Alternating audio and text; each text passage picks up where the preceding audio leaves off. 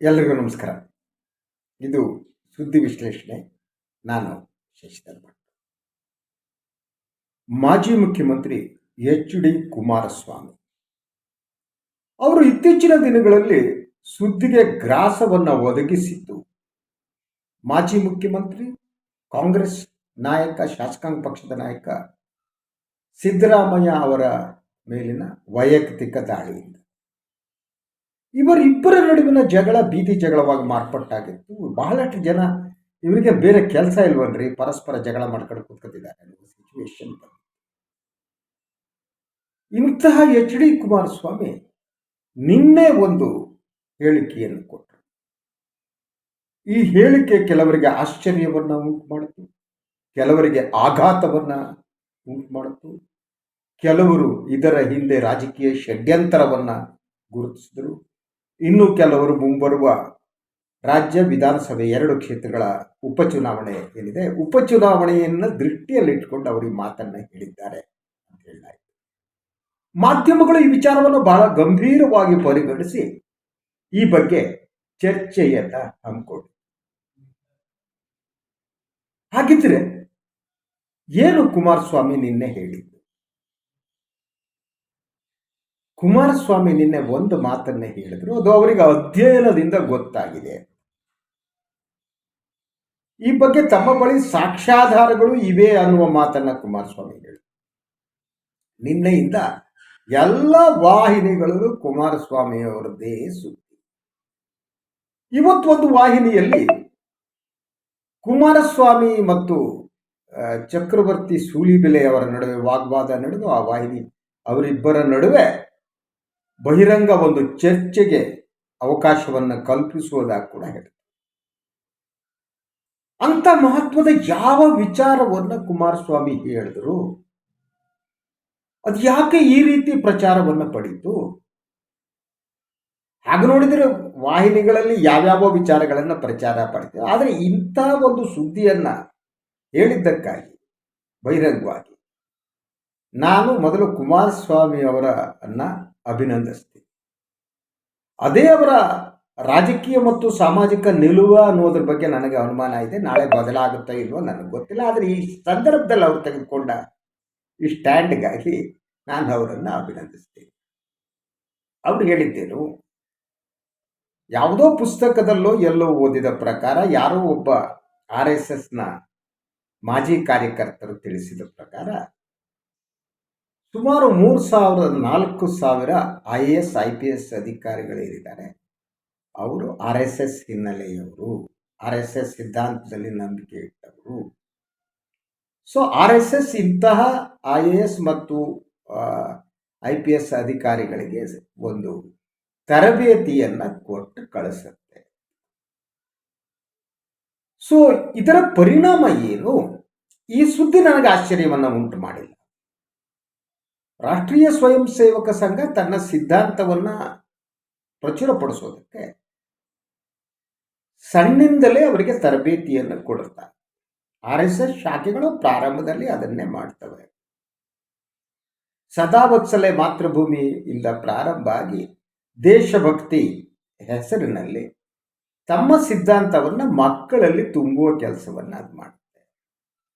ಹಾಗೆಯೇ RSS ಜೊತೆಗೆ ಸಂಘ ಪರಿವಾರದ ಉಳಿದ ಸಂಘಟನೆಗಳೇನು, ವಿಶ್ವ ಹಿಂದೂ ಪರಿಷತ್ತು ಇತ್ಯಾದಿಗಳು ಕೂಡ ಸೊ ಬೇರೆ ಬೇರೆ ಹಂತದಲ್ಲಿ ವಿದ್ಯಾರ್ಥಿಗಳಿಗೆ ತರಬೇತಿ ನೀಡುವ ಕೆಲಸವನ್ನು ಮಾಡ್ತವೆ. ಅವರ ಉದ್ದೇಶ ಇನ್ವರ್ಟೆಡ್ ಕಾಮ ಅದು ರಾಷ್ಟ್ರ ಪ್ರೀತಿಯನ್ನು ಬೆಳೆಸೋದು, ರಾಷ್ಟ್ರ ಪ್ರೇಮವನ್ನು ಬೆಳೆಸೋದು. ಸೊ ಹೀಗೆ ಬೆಳೆಸ್ತಾ ಈಗ ಅದು IAS ಮತ್ತು IPS ಹಂತದವರೆಗೆ ಬಂದಿದೆ ಅನ್ನೋದು ಕುಮಾರಸ್ವಾಮಿ ಅವರ ವಾದ. ಈಗಾಗಲೇ ನನಗೆ ಗೊತ್ತಿರುವ ಹಾಗೆ ಬಹಳಷ್ಟು ಅಧಿಕಾರಿಗಳು ಈಗ ಬಿಜೆಪಿ ಮತ್ತು RSS ಸಿದ್ಧಾಂತಕ್ಕೆ ಮಾರು ಹೋಗಿದ್ದಾರೆ, ಅಥವಾ ಆ ಸಿದ್ಧಾಂತವನ್ನು ಅನುಷ್ಠಾನಗೊಳಿಸುವುದರಲ್ಲಿ ಅವರು ಇದ್ದಾರೆ. ಅದರಲ್ಲಿ ಕೆಲವರು ಎಕ್ಸೆಪ್ಷನ್ಗಳಿವೆ.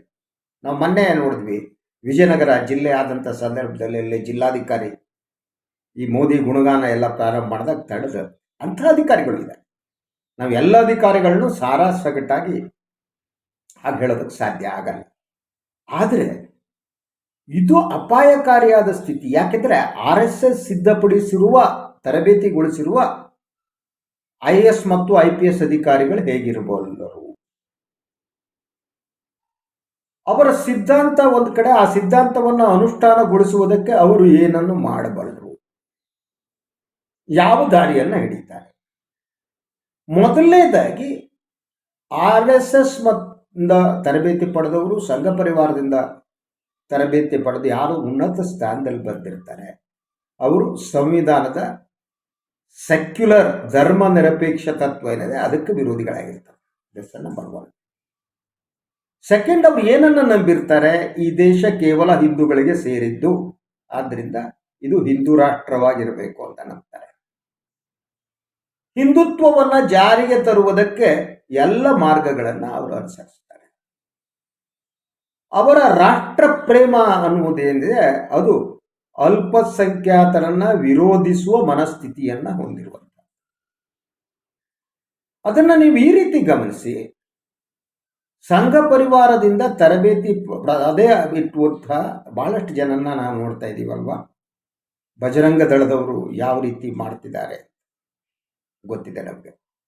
ಬಜರಂಗ ದಳ ಇತ್ತೀಚೆಗೆ ದಕ್ಷಿಣ ಕನ್ನಡದಲ್ಲಿ ಮತ್ತೆ ಕೋಮು ಭಾವನೆಯನ್ನ ಬಿತ್ತೋದಕ್ಕೆ ಯತ್ನ ನಡೆಸ್ತಾ ಇದೆ. ಕೋಮುಗಳ ನಡುವೆ ಕಂದಕವನ್ನ ಸೃಷ್ಟಿಸ್ತಾ ಇದೆ. ಯಾರ ಚೈತ್ರ ಕುಂದಾಪುರ ಅಂತ ಇನ್ನೂ ತಲೆನೇ ಅರಿಯದ ಹೆಣ್ಮಗಳು, ಅಲ್ಲ ಹೊಸಪೇಟೆ ಇದಕ್ಕೆಲ್ಲ ಹೋಗ್ಬಿಟ್ಟು ಅಲ್ಲೇನೋ ಭಾಷಣ ಹೊಡೆದು ಗಂಗಾವತಿಲಿ ಕೇಸ್ ಹಾಕ್ಸ್ಕೊಬಂದು ಮತ್ತೆ ಸಂಘವನ್ನೇ ಬಡಿತಾ ಇತ್ತು. ಆ ಹೆಣ್ಣು ಮಗಳು ಬಂದು ಮೊನ್ನೆ ಭಾಷಣ ಮಾಡಿದ್ದು ನಾವು ನೋಡಿದ್ದೇವೆ. ಅವರು ಯಾವ ರೀತಿ ಕೋಮು ಭಾವನೆಯನ್ನ ತಮ್ಮ ಭಾಷಣದಲ್ಲಿ ಬಿತ್ತಿದ್ರು ಅನ್ನೋದು ನಮ್ಗೆ ಗೊತ್ತಿದೆ.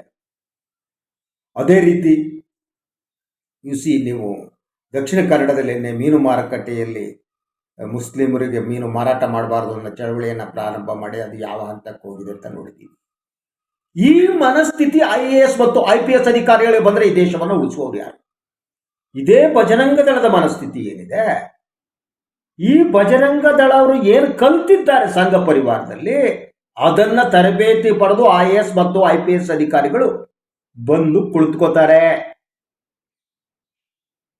ಯಾವುದೇ ಅಧಿಕಾರ ಇಲ್ಲದೆ ಪ್ರಭುತ್ವದ ಬೆಂಬಲದಿಂದ ಈ ಸಂಘ ಪರಿವಾರದವರು ಬಜರಂಗ ದಳದವರು ಮಾಡುವ ಕೆಲಸವನ್ನ IAS ಮತ್ತು IPS ಅಧಿಕಾರಿಗಳು ಅಧಿಕಾರ ಕೇಂದ್ರದಲ್ಲಿ ಕುಳಿತು ಮಾಡೋದಕ್ಕೆ ಪ್ರಾರಂಭ ಮಾಡಿದರೆ, ಅದರ RSS ಎಜೆಂಡಾವನ್ನ ಅನುಷ್ಠಾನಗೊಳಿಸೋದಕ್ಕೆ ಪ್ರಾರಂಭ ಮಾಡಿದರೆ ಈ ದೇಶದ ಗತಿ ಏನು?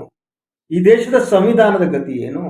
ಈ ದೇಶದ ಧರ್ಮ ನಿರಪೇಕ್ಷವಾದದ ಗತಿ ಏನು? ಈ ದೇಶದ ಬಹುಮುಖಿ ಸಂಸ್ಕೃತಿಯ ಗತಿ ಏನು? ಈ ಪ್ರಶ್ನೆಗಳನ್ನ ನಾವು ಮಾಡಬೇಕು. ಯಾಕೆಂದ್ರೆ ಕುಮಾರಸ್ವಾಮಿ ಅವರು ಆಡಿರುವ ಮಾತಿದೆಯಲ್ಲ, ಆ ಮಾತಿನ ಹಿಂದಿನ ಸತ್ಯ ಭಯವನ್ನು ಉಂಟು ಮಾಡುತ್ತೆ. ಆದರೆ ಈ ಬಗ್ಗೆ ಚರ್ಚೆ ನಡೀತಾ ಇದೆ. ನಾನು ನೋಡ್ತಾ ಇದ್ದೀನಿ 2 ದಿವಸದಿಂದ ಚರ್ಚೆ ನಡೀತಾ ಇದೆ.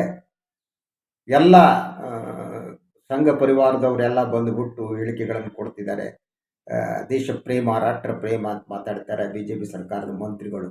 ಮೊನ್ನೆವರೆಗೆ ಕಾಂಗ್ರೆಸ್ನವರೆಗೆ ಬಿದ್ದುಕಡಿದ್ದಂಥ ಆ ST ಸೋಮಶೇಖರ್ ಬಂದ್ಬಿಟ್ಟು ಸಂಘ ಪರಿವಾರವನ್ನು ಡಿಫೆಂಡ್ ಮಾಡೋ ಸ್ಥಿತಿಗೆ ಬಂದಿದ್ದಾರೆ. ಕುಮಾರಸ್ವಾಮಿಗೆ ಏನೂ ಗೊತ್ತಿಲ್ಲ, ರಾಷ್ಟ್ರವನ್ನು ಕಟ್ತೀವಿ, ದೇಶವನ್ನು ಕಟ್ತೀವಿ, ದೇಶ ಪ್ರೇಮವನ್ನು ಬಿತ್ತೀವಿ, ಇದು ಸಂಘದ ಎಜೆಂಡಾ ಅನ್ನೋ ಮಾತನ್ನ ಆ ಚಕ್ರವರ್ತಿ ಸೂಲಿಬೆಳೆ ಅಂದು ಅವರು ಮಾತನಾಡ್ತಾರೆ. ರಾಷ್ಟ್ರವನ್ನು ಕಟ್ಟುವುದು ಸರಿ, ಎಂಥ ರಾಷ್ಟ್ರವನ್ನು ಕಟ್ತೀರಿ ನೀವು? ಅದು ಅಪಾಯಕಾರಿಯಾದ್ದು. ಈ ನೆಲದ ಸಂಸ್ಕೃತಿಗೆ ವಿರುದ್ಧವಾದ ಒಂದು ರಾಷ್ಟ್ರವನ್ನು ಕಟ್ಟುವುದಕ್ಕೆ ನೀವು ಹೊರಡ್ತಿದ್ದೀರಿ. ನಿಮ್ಮ ದೇಶ ಪ್ರೇಮ ಅನ್ನುವುದೇನು? ನಾನು ದೇಶ ಪ್ರೇಮವನ್ನು RSS ಎಲ್ಲೆಡೆಗೆ ಬಿತ್ತ ದೇಶ ಪ್ರೇಮಿಗಳನ್ನು ಸೃಷ್ಟಿಸುತ್ತೆ. ಯಾವುದು ದೇಶ ಪ್ರೇಮ? ಎಲ್ಲಿದೆ ದೇಶ ಪ್ರೇಮ? ದೇಶ ಪ್ರೇಮ ಅಂದ್ರೆ ಏನು? ದೇಶ ಅಂದ್ರೆ ಏನು? ಪ್ರೇಮ ಅಂದ್ರೆ ಏನು? ದೇಶ ಅನ್ನುವುದರ ಮೇಲೆ ವ್ಯತ್ಯಾಸ ಇದೆ. ನೀವು ಯಾವುದು ದೇಶ ಅಂದ್ಕೊಂಡಿದ್ದೀರೋ ಅದು ದೇಶ ಅಲ್ಲ. ನೀವು ಈ ದೇಶ ಇಂಡಿಯಾ ಅನ್ನುವುದೇನಿದೆ, ಇದು ದೇಶವಂತ ಕನ್ಸಿಡರೋದು ಇಲ್ಲಿಯ ಭೂಮಿಯನ್ನು ಮಾತ್ರ, ಜನರನ್ನ ಹೊರತುಪಡಿಸಿ ಅದು ದೇಶ ಅಲ್ಲ. ಭಾರತದ ಸಂವಿಧಾನದ ಪ್ರಕಾರ ಇಲ್ಲಿ ಏನು ಬದುಕ್ತಿದಾರಲ್ಲ ಜನ ಸಮುದಾಯ, ಇಲ್ಲಿ ಬದುಕ್ತಿದ್ದ ಎಲ್ಲ ಜಾತಿಗಳು, ಬುಡಕಟ್ಟುಗಳು, ಕೋಮಿನವರು ಬದುಕ್ತಾರಲ್ಲ, ಅವರು ಸ್ವತಂತ್ರವಾಗಿ ಬದುಕುವ ಒಂದು ಅವಕಾಶ ಇರಬೇಕು. ಅವರನ್ನೆಲ್ಲ ಇನ್ಕ್ಲೂಸಿವ್ ಆದದ್ದು. ಅದು ದೇಶ ಪ್ರೇಮ. ದೇಶ ಅಂತಂದರೆ ಕೇವಲ ಮಣ್ಣಲ್ಲ, ದೇಶ ಅಂದರೆ ಇಲ್ಲಿನ ಜನ, ಅವರ ಬದುಕು, ಅವರ ನಂಬಿಕೆ, ಅವರ ಆಹಾರ ಪದ್ಧತಿ, ಇದನ್ನೆಲ್ಲ ನಾಶಪಡಿಸಿ ಒಂದೇ ರೀತಿಯ ಬಟ್ಟೆ ಹಾಕಬೇಕು, ಒಂದೇ ರೀತಿಯ ಆಹಾರ ಸ್ವೀಕರಿಸಬೇಕು. ಕವಾಯತು ಈ ದೇಶದ ಜನವನ್ನು ಕವಾಯತು ಮಾಡುವ ಕಾಲಾಳುಗಳನ್ನಾಗಿ ಬದಲಿಸೋದು ನಿಮ್ಮ ದೇಶ ಪ್ರೇಮ. ಅದು RSS ದೇಶ ಪ್ರೇಮ. ಅದನ್ನು ತರೋದಕ್ಕೆ ಹೊರಟ್ರೆ ಅದನ್ನ IAS ಮತ್ತು IPS ಅಧಿಕಾರಿಗಳು ಮಾಡೋದಕ್ಕೆ ಪ್ರಾರಂಭ ಮಾಡಿದ್ರೆ ಏನ್ ಮಾಡೋದು? ಸೊ ನಾನು ಹೇಳಿದೆ, ಪ್ರಾರಂಭದಿಂದ RSS ಕವಾಯತುಗಳಲ್ಲೇ ಇದು ಪ್ರಾರಂಭ ಆಗುತ್ತೆ, ಅವರ ಬೆಳಗಿನ ಬೈಠಕ್ಗಳಲ್ಲಿ ಪ್ರಾರಂಭ ಆಗುತ್ತೆ. ಇದಕ್ಕೆ ಪರ್ಯಾಯವಾದ ಒಂದು ಸೆಕ್ಯುಲರ್ ಆದದ್ದನ್ನು ಕಟ್ಟುವ ಯೋಗ್ಯತೆ ಕಾಂಗ್ರೆಸ್ಸಿಗಾಗಲಿ ಉಳಿದವರಿಗಾಗಿ ಇಲ್ಲ. ಯಾಕಂದ್ರೆ RSSಗೆ ಬಹುಮುಖ್ಯವಾಗಿ ಮೊದಲು ಮಕ್ಕಳು ಹೋಗೋದು ಅಲ್ಲಿ ಡಿಸಿಪ್ಲಿನ್ ಕಳಿಸ್ತಾರೆ ಅಂತ ಕಲಿಸ್ತಾರೆ, ಅಲ್ಲಿ ಕೋಮುವಾದವನ್ನು ಬಿತ್ತಲಾಗುತ್ತೆ. ಇದಕ್ಕೆ ಪರ್ಯಾಯವಾಗಿ ಒಂದು ಸಂಘಟನೆಯನ್ನ ನೀವು ದೇಶಾದ್ಯಂತ ತರದ ಕಾಂಗ್ರೆಸ್ ಅಂತ ಗ್ರ್ಯಾಂಡ್ ಓಲ್ಡ್ ಪಾರ್ಟಿಗೆ ಆಗದೆ ಇದ್ರೆ ಇನ್ನು ಯಾವ ಸೀಮೆ ಸೆಕ್ಯುಲರ್ ಪಾರ್ಟಿ ಕಾಂಗ್ರೆಸ್? ಯೋಚನೆ ಮಾಡಿ, ಇದರ ಬಗ್ಗೆ ಗಂಭೀರವಾಗಿ ಯೋಚನೆ ಮಾಡಬೇಕಾಗಿದೆ. ಏನು ಕುಮಾರಸ್ವಾಮಿ ಅವರ ಹತ್ರ ಬರೋಣ. ಕುಮಾರಸ್ವಾಮಿ ಅವರು ಈ ಹೇಳಿಕೆ ನೀಡುವುದರ ಹಿಂದೆ ರಾಜಕೀಯ ಇದೆ. ನಾನು ಹೇಳಿಕೆಯನ್ನು ಸ್ವಾಗತಿಸ್ತೇನೆ, ಅದಕ್ಕೆ ಅಭಿನಂದಿಸ್ತೀನಿ. ಆದರೆ ಅದೇ ಅವರ ರಾಜಕೀಯ, ನೈತಿಕ, ಸಾಮಾಜಿಕ ನಿಲುಮೆಯ ಅನ್ನೋದಕ್ಕೆ ನನಗೆ ಅಪನಂಬಿಕೆ ಇದೆ. ಯಾಕಂದರೆ ಅವರು ಈಗ ಏನು 2 ಉಪಚುನಾವಣೆಗಳೇನಿವೆ ಅವು 2ರಲ್ಲೂ ಕೂಡ ಮುಸ್ಲಿಂ ಅಭ್ಯರ್ಥಿಯನ್ನು ಹಾಕಿದ್ದಾರೆ. ಇದು ಈ ಕಾಂಗ್ರೆಸ್ ಸೋಲಿಸುವುದಕ್ಕಾಗಿ ಹಾಕಲಾಗಿದೆ ಅಂತ ಮಾತನಾಡಲಾಗ್ತದೆ. Whatever it may be, ಅಲ್ಪಸಂಖ್ಯಾತರಿಗೆ ಅವಕಾಶ ಕೊಟ್ಟಿದ್ದಾರೆ, ಕೊಡಬೇಕಾಗಿತ್ತು. ಆ ಚುನಾವಣೆಯನ್ನು ಗಮನದಲ್ಲಿಟ್ಟುಕೊಂಡು ಇವರು RSS ಮೇಲೆ ಅಟ್ಯಾಕ್ ಮಾಡ್ತಿದ್ದಾರೆ ಅನ್ನೋ ಅನುಮಾನ ನನಗೆ ಕಾಣ್ತಾ ಇದೆ. ಅದರ ಜೊತೆಗೆ ಅವರ ಕಡುವೈರಿಯಾದ ಸಿದ್ದರಾಮಯ್ಯನವರು ಸತತವಾಗಿ RSS ಅನ್ನು ಅಟ್ಯಾಕ್ ಮಾಡ್ತಾ ಬಂದಿದ್ರಲ್ವ. ಸೊ ಅದಕ್ಕೆ ಪರ್ಯಾಯವಾಗಿ ಅಂದರೆ ಕಾಂಗ್ರೆಸ್ನ ಇನ್ನಷ್ಟು ಮತವನ್ನು ಸೆಳೆಯೋದಕ್ಕೆ ಅವರು ಈ ಹೇಳಿಕೆ ಕೊಡ್ತಿದ್ದಾರೆ, ಗೊತ್ತಿಲ್ಲ. ಈ ಸ್ಟ್ಯಾಂಡ್ ಕೊನೆಯವರೆಗೆ ಇರುತ್ತೆ ಅನ್ನೋ ನಂಬಿಕೆ ನಮಗಿಲ್ಲ. ಯಾಕಂದರೆ ಅದು ದೇವೇಗೌಡರದ್ದು ಹಾಗೆ ಜನತಾ ದಳ ಒಡೆಯುವ ಸಂದರ್ಭದಲ್ಲಿ ಸಮಾನ ದೂರದ ಮಾತನ್ನು ಅವರು ಆಡಿ ಅದನ್ನೇ ಮುಖ್ಯ ಇಶ್ಯೂ ಮಾಡ್ಕೊಂಡಿದ್ರು. ಜಯೇಶ್ ಪಟೇಲ್ ಇದ್ದಂಥ ಸಂದರ್ಭದಲ್ಲಿ BJP ಮತ್ತು ಕಾಂಗ್ರೆಸ್ ನಡುವೆ ಸಮಾನ ದೂರವನ್ನು ಇಟ್ಕೋಬೇಕು ಅನ್ನುವ ಮಾತನ್ನು ಆಡಿ ದೇವೇಗೌಡ ಜನತಾ ದಳ ಒಡೆಯೋದಕ್ಕೆ ಕಾರಣ ಆಗಿದ್ರು. ಅದಾದ ಮೇಲೆ 2 ಪಕ್ಷಗಳ ಜೊತೆ ಅವರು ಬೆಡ್ಡನ್ನು ಹಂಚ್ಕೊಂಡ್ರು ಅಂತಾರಲ್ಲ, ಆ ಟೈಪ್ 2 ಪಕ್ಷದ ಜೊತೆ ಅವ್ರದ ಸಂಬಂಧ ಸಂಪರ್ಕ ಎಲ್ಲ ಇತ್ತು. ಆದ್ದರಿಂದ ಕಂಟಿನ್ಯೂಸ್ ಆದ ಒಂದು ತಾತ್ವಿಕ ಬದ್ಧತೆ ಅವ್ರಿಗಿರುತ್ತೆ ಅಂತ ನಾನು ನಂಬಿಲ್ಲ. ಆದರೆ ಇವತ್ತು ನಿನ್ನೆ ಕುಮಾರಸ್ವಾಮಿ ವ್ಯಕ್ತಪಡಿಸಿದ ಅಭಿಪ್ರಾಯ ಇದೆಯಲ್ಲ, ಅದು ಎಲ್ಲರೂ ಸ್ವಾಗತಿಸಬೇಕಾದ್ದು ಮತ್ತು ಇದು ಒಂದು ಎಚ್ಚರಿಕೆಯ ಗಂಟೆ ಅಂತ ನಾನು ನಂಬಿದ್ದೇನೆ. ಯಾಕೆಂದರೆ ಇಡೀ IPS ಅಧಿಕಾರಶಾಹಿಗೆ ಕೇಸರೀಕರಣಗೊಂಡ್ರೆ ಈ ದೇಶಕ್ಕೆ ಉಳಿಗಾಲ ಇಲ್ಲ. ಈ ದೇಶವನ್ನು ಉಳಿಸಬೇಕು ಅಂತಂದರೆ ಬ್ಯೂರೋಕ್ರಸಿ ಕೂಡ ಧರ್ಮ ನಿರಪೇಕ್ಷವಾಗಿರಬೇಕು. ಬ್ಯೂರೋಕ್ರಸಿ ಕೂಡ ಅವರು ಸಂವಿಧಾನಕ್ಕೆ ನಿಷ್ಠರಾಗಿರಬೇಕು ಹೊರತು ಅವರು ನಾಗಪುರಕ್ಕೋ ಕೇಶವಶಿಲ್ಪಕ್ಕೋ ನಿಷ್ಠರಾಗಿರಕೂಡದು. ಅವರು ಸತ್ಯನಿಷ್ಠರಾಗಿರಬೇಕು, ಅವರು ಶಾಂತಿ ನಿಷ್ಠರಾಗಿರಬೇಕು, ಅವರು ಸಂವಿಧಾನ ನಿಷ್ಠರಾಗಿರಬೇಕು. ಆಗ ಮಾತ್ರ ಈ ದೇಶ ಉಳಿಯುತ್ತೆ. ಆದರೆ ಯಾರು ಕೇಸರಿ ನಿಷ್ಠರಾಗಿರ್ತಾರಲ್ಲ, ಯಾರು ನಾಗಪುರ ನಿಷ್ಠರಾಗಿರ್ತಾರಲ್ಲ, ಅವರು IAS ಮತ್ತು IPS ಆಗಿ ಅಧಿಕಾರಕ್ಕೆ ಬಂದರೆ ಈ ದೇಶದ ಅವನತಿ ಹಾಗೇ ಆಗುತ್ತೆ. ನನಗೇನಿಲ್ಲ, ಅಪಾಯ ನನಗೆ ಕಾಣ್ತಾ ಇದೆ. ಯಾಕೆಂದರೆ ಈ RSSನವರಿಗೆ ಬೇಕಾದಂಥ ಆಹಾರ ಪದ್ಧತಿಯ ಮೇಲಿನ ದಾಳಿ ಇದೆಯಲ್ಲ, ಅಂತಹ ದಾಳಿಗಳು ಸರ್ಕಾರಿ ಪ್ರಾಯೋಜಿತವಾಗಿ, ಬ್ಯೂರೋಕ್ರಸಿ ಪ್ರಾಯೋಜಿತವಾಗಿ ದೇಶದಲ್ಲಿ ನಡೆಯೋಕ್ಕೆ ಪ್ರಾರಂಭ ಆಗುತ್ತೆ. ಇದನ್ನು ತಡೆಗಟ್ಟಬೇಕಾಗಿದೆ. ಈ ದಿಸೆಯಲ್ಲಿ ಸಮಾನವಾಗಿ ಆಲೋಚನೆ ಮಾಡುವವರು ಮುಂದೆ ಬರಬೇಕಾಗಿದೆ. IAS ಮತ್ತು IPS ಏನು ಕೇಸರೀಕರಣ ಈಗಾಗಲೇ ಪ್ರಾರಂಭ ಆಗಿದೆ, ಅದನ್ನು ನಿಲ್ಲಿಸುವ ಕೆಲಸ ಆಗಬೇಕಾಗಿದೆ. ಅದನ್ನು ಮೀರಿ ಇದಕ್ಕೆ ಬೇರೆ ಬೇರೆ ದಾರಿಗಳಿವೆ, ಆ ದಾರಿಗಳನ್ನು ಹುಡುಕಬೇಕು ನಾವು.